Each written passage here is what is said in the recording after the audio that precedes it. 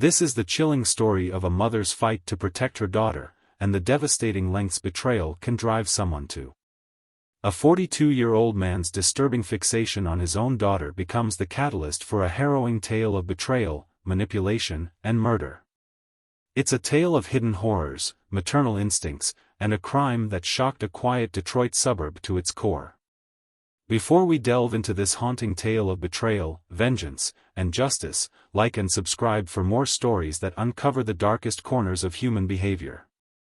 Patrice Montgomery's life, from the outside, was the kind that inspired envy. At 39, she was the picture of grace and devotion, a wife who supported her husband's ambitions and a mother who took pride in every achievement of her daughter.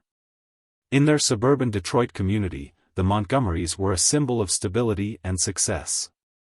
Their weekends were filled with laughter, neighbors stopping by for barbecues, and trips to the local community center, where Patrice often volunteered. Her husband, Harold Montgomery, was the apparent backbone of their family. At 42, Harold was a successful businessman, running a logistics firm that had flourished over the years. His charisma and charm made him a respected figure in the neighborhood, the type of man who could bring people together with a few words and a smile. Neighbors spoke highly of Harold. He was the man who organized fundraisers, donated generously to local schools, and always seemed to have time for everyone. Then there was Alana, their 16-year-old daughter, the light of Patrice's life. Alana was everything parents could hope for: intelligent, ambitious, and kind. A junior in high school, she excelled academically and was adored by her teachers and peers alike. Her schedule was packed with debate team practices, study groups, and volunteer work at the local animal shelter. Alana had dreams of attending an Ivy League school, and it seemed there was nothing that could stand in her way. The Montgomerys' home reflected their perfection. A sprawling two-story house with a perfectly manicured lawn and a backyard pool, it was a haven of comfort and warmth. The walls were adorned with photos of family vacations and Alana's accomplishments, each one a testament to their love and pride. Patrice kept the house immaculate, her touches of seasonal decor making it feel welcoming year-round. But not everything about their life was as flawless as it seemed. Subtle cracks had begun to form beneath the surface of their idyllic family dynamic. Harold's demeanor, once warm and easygoing, had grown increasingly controlling. He often dictated Alana's schedule, questioning her choices and scrutinizing her friendships. Patrice noticed how his presence seemed to make Alana nervous, her bright demeanor dimming whenever Harold was near. Alana had begun withdrawing, retreating to her room more often and avoiding long conversations. When Patrice asked her about it, Alana would brush it off, saying she was stressed with school. There were other signs too, ones Patrice couldn't quite place. Harold's insistence on keeping tabs on Alana's whereabouts felt excessive. His late-night phone calls, which he dismissed as business, grew more frequent. Patrice tried to push these thoughts aside, rationalizing that Harold was simply being a protective father and a dedicated businessman. But deep down, she couldn't shake the feeling that something wasn't right. Despite these undercurrents of tension, the Montgomerys continued to present a united front to the world. They smiled for photos, hosted gatherings, and maintained their role as the neighborhood's golden family. Patrice clung to the hope that whatever was causing the strain would pass with time. What she didn't know was that these cracks were the beginnings of a fault line. The truth, buried beneath layers of secrets and lies, was waiting to erupt in a way that would shatter everything they held dear. For now, the Montgomerys carried on, unaware that their seemingly perfect life was teetering on the edge of destruction. The dark and inappropriate relationship between Harold and Alana Montgomery began subtly, disguised as fatherly affection. Alana had just turned 16 and was in high school. Harold, always the proud and doting father, found excuses to spend more time with her, often under the pretense of assisting her with school work. At first, it seemed harmless: long conversations about her plans for college, late-night chats in the den while Patrice went to bed early, and impromptu outings where Harold showered her with attention and praise. It was during one of these outings that the boundaries began to blur. Harold had offered to take Alana out for dinner to celebrate a recent academic achievement. They went to an upscale restaurant in downtown Detroit, where Harold insisted on treating her like a queen. The evening was filled with laughter and compliments, but there was an undercurrent of something else, something Alana couldn't quite place. Harold's compliments grew more personal. "You're stunning tonight," he said, his gaze lingering a little too long. Alana, slightly uncomfortable, brushed it off, convincing herself it was just her father being proud. The turning point came a few weeks later. It was late one evening, and the two of them were sitting in the living room, going through old photo albums. Patrice had gone to bed early, leaving Harold and Alana alone. As they flipped through the pages, Harold became unusually nostalgic, reminiscing about how much Alana had grown and how beautiful she'd become. His hand rested on her shoulder, lingering longer than it should have. "You're not just my daughter," he said softly. "You're the most incredible person I've ever known." Alana froze. The words felt heavy, weighted with a meaning she didn't want to acknowledge. She laughed nervously, trying to deflect, but Harold didn't back down.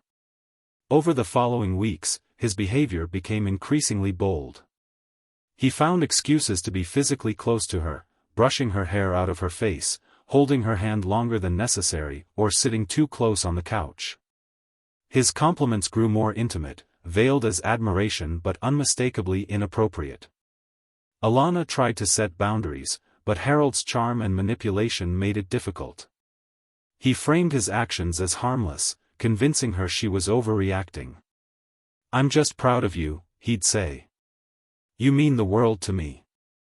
Alana, caught between disbelief and confusion, began to doubt her instincts.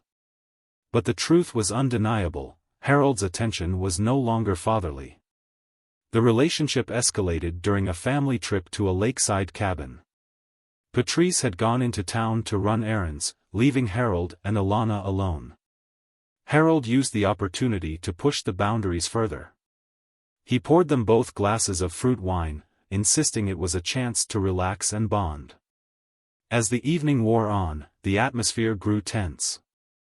Harold leaned in closer, his tone shifting from casual to intimate. "You're so special to me," he said, his voice low. Before Alana could react, he kissed her, a moment that shattered any illusion of normalcy. Alana pulled away, horrified. "What are you doing?" she demanded, her voice trembling. Harold, unfazed, tried to downplay it. "It's okay," he said, his tone soothing. "This is just between us. No one has to know." Alana, overwhelmed by fear and disbelief, didn't know how to respond. Harold's charm and manipulation had trapped her in a web of secrecy and confusion. From that moment on, their relationship spiraled into something dark and twisted. Harold continued to use his authority and influence to keep Alana silent, convincing her that revealing the truth would destroy their family. Alana, feeling trapped and isolated, withdrew from Patrice and her friends, struggling to find a way out of the nightmare her life had become. March 3, 2023, began like any other day in the Montgomery household. Alana had breakfast with her parents, her demeanor quiet but tense. Patrice noticed her daughter's distant expression, but Harold brushed it off with a casual comment about the pressures of school. Alana's internal turmoil, however, was far more profound. She had spent weeks wrestling with whether to tell her mother about the twisted relationship she had been forced into with her father. The guilt, shame, and fear weighed heavily on her, but her resolve to speak up was growing stronger. That morning, as Harold offered to drive Alana to school, she declined. "I need some space," she said, her voice clipped. Harold's eyes narrowed, but he said nothing, masking his displeasure with a forced smile. Alana left the house, her steps purposeful, clutching her phone tightly. She planned to meet with her mother that day and finally reveal everything. Alana never made it home. When Patrice called her around 4 p.m. and received no answer, her worry began to grow.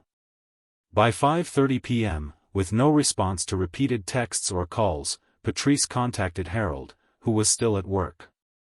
Together, they drove to the school and retraced her usual route, asking anyone they could find if they had seen her. It wasn't long before Patrice reported Alana missing to the police, her voice trembling as she described her daughter's routine and the oddity of her silence.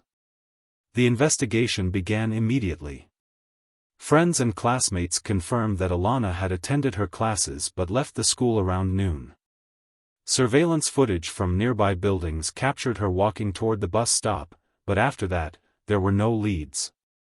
Police began canvassing the area, searching for clues, while the Montgomerys issued tearful pleas for Alana's safe return on local news. Patrice appeared desperate and grief-stricken in the interviews, clutching a framed photo of Alana. "If anyone knows where she is, please bring her back," she sobbed, her voice breaking. Beside her, Harold delivered a measured plea, his hand on Patrice's shoulder. "We just want our daughter home," he said, his voice steady. "She's everything to us." The community rallied around the family, organizing search parties and distributing flyers with Alana's photo. For 3 excruciating weeks, there was no sign of her.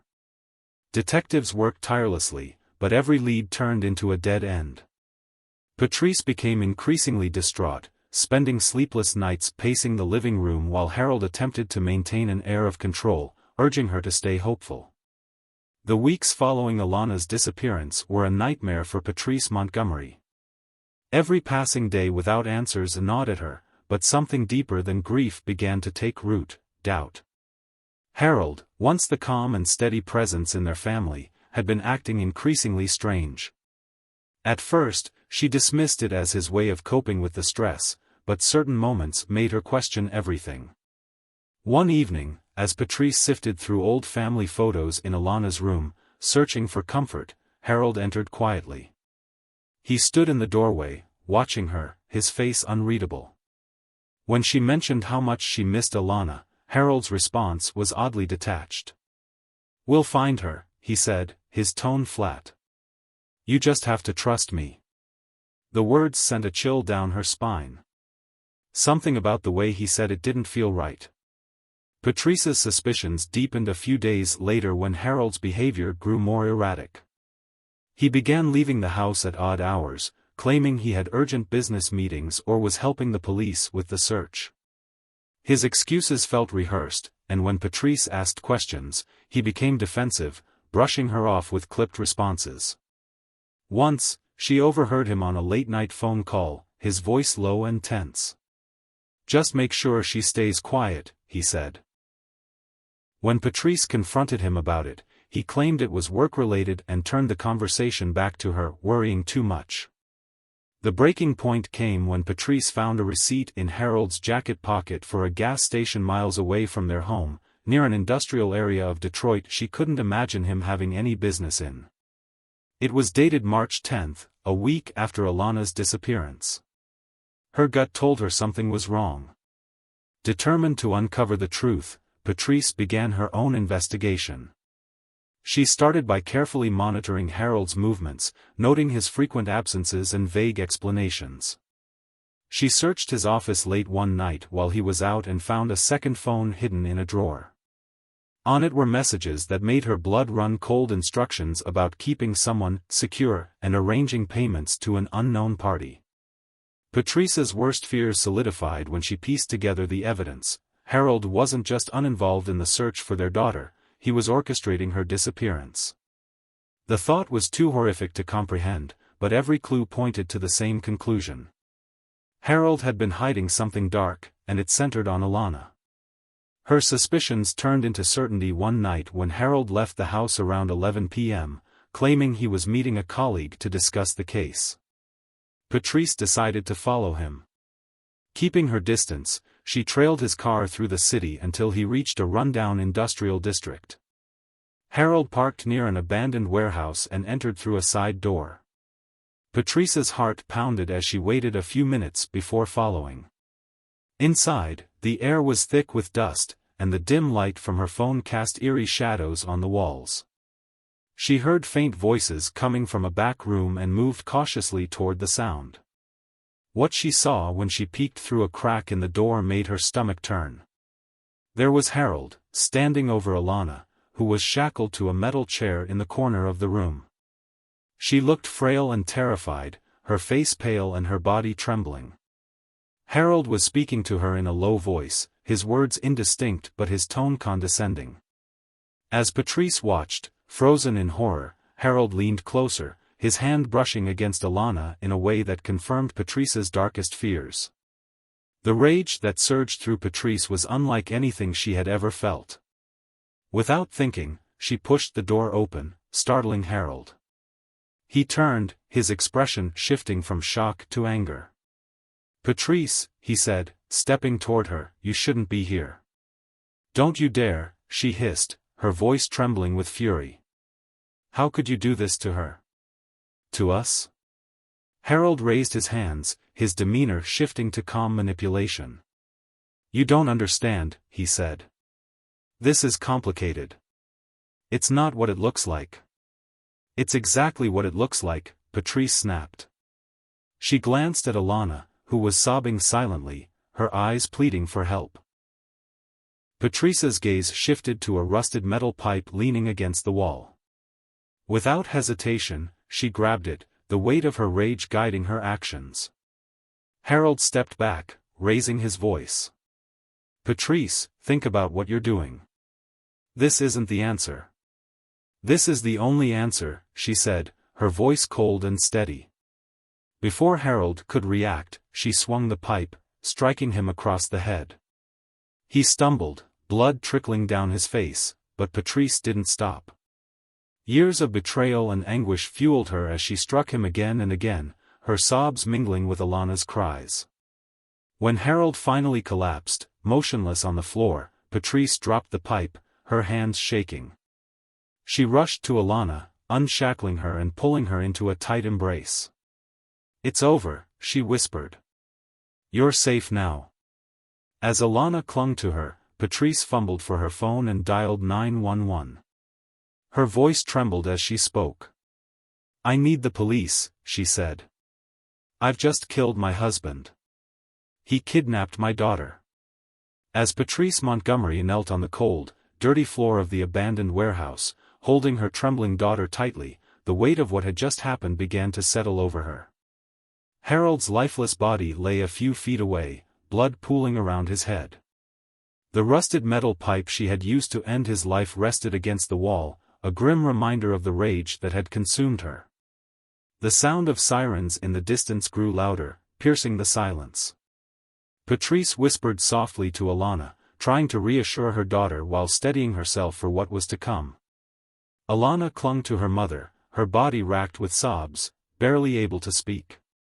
"Mom," she choked out, her voice weak and trembling. "I thought I'd never see you again." "You're safe now," Patrice whispered back, stroking her daughter's hair. "He can't hurt you anymore." Within minutes, the warehouse was flooded with the flashing lights of police cars. Officers entered cautiously, their weapons drawn, taking in the scene before them. Patrice stood slowly, her hands raised. "It's me," she said, her voice steady despite the chaos around her. "I called. He did this. He took my daughter." The officers approached carefully, separating Patrice and Alana. Medics quickly attended to Alana, covering her with a blanket and checking her for injuries. Patrice was escorted outside, where she was placed in handcuffs. "This isn't what it looks like," she said to the officers, her tone a mix of defiance and resignation. "You'll see. It's all true." At the precinct, Patrice was questioned for hours. She recounted everything, the months of suspicion, the discovery of Harold's abuse, her decision to follow him, and what she had witnessed in the warehouse. She didn't shy away from describing the moment she killed him, her voice breaking only when she spoke of Alana's suffering. Meanwhile, detectives combed through the warehouse, gathering evidence to corroborate Patrice's claims. They found shackles, Harold's burner phone with incriminating messages, and a hidden camera system that captured some of his visits to the site. The footage was damning, showing Harold's ongoing abuse of Alana and confirming Patrice's account. Alana, still shaken, provided a statement to the police. Her words painted a horrifying picture of her ordeal, how Harold had kidnapped her, the threats he made to keep her silent, and the abuse she endured during her captivity. Her testimony, though fragmented and tearful, further validated Patrice's actions. The case quickly became a media sensation, with the Montgomery family's dark secrets splashed across headlines. The community, once admiring of Harold's polished image, was shocked by the revelations. Neighbors who had once praised him for his charm now condemned him as a monster hiding in plain sight. The legal system, however, was not as forgiving. While many sympathized with Patrice's actions, the law required her to be held accountable for Harold's death. Charged with voluntary manslaughter, Patrice's case went to trial. Her defense team argued that she acted in a state of temporary insanity, driven by the overwhelming betrayal and the need to protect her daughter. In court, Alana's testimony proved to be the turning point. She described the terror of her captivity, her father's manipulation, and how her mother had ultimately saved her life. "She did what she had to do," Alana said through tears. "If she hadn't, I don't know if I'd be alive right now." The jury deliberated for days, torn between the legal definitions of justice and the moral complexities of the case. In the end, Patrice was convicted of voluntary manslaughter but received a reduced sentence of 10 years, with the possibility of parole after 5. The judge acknowledged her circumstances, stating, "While the law cannot condone vigilante justice, this court recognizes the extraordinary and traumatic situation that led to these actions." As Patrice was led out of the courtroom, Alana stood in the gallery, tears streaming down her face. Their eyes met, and Patrice mouthed the words, "It's okay." Alana nodded. Clutching the locket her mother had given her years ago, a symbol of the bond that had endured even the darkest of times. In the years that followed, Alana worked to rebuild her life, attending rehab, going for therapy and becoming an advocate for survivors of abuse. Patrice's story sparked nationwide conversations about abuse, power dynamics, and the limits of the justice system. While their family's story ended in tragedy, it also became a symbol of resilience and the lengths a mother would go to protect her child. This story is a harrowing reminder that betrayal can come from those closest to us, and the lengths a mother will go to protect her child are both unimaginable and tragic. It leaves us questioning the boundaries of justice and the devastating consequences of secrets kept too long. Could Patrice have handled Harold's horrific betrayal differently, or was her ultimate act of violence inevitable given the circumstances? How far would you go to protect your loved ones from a predator hidden within your own home? If this story left you questioning the limits of justice and vengeance, like and subscribe for more tales that delve into the darkest corners of human behavior and the haunting consequences of betrayal.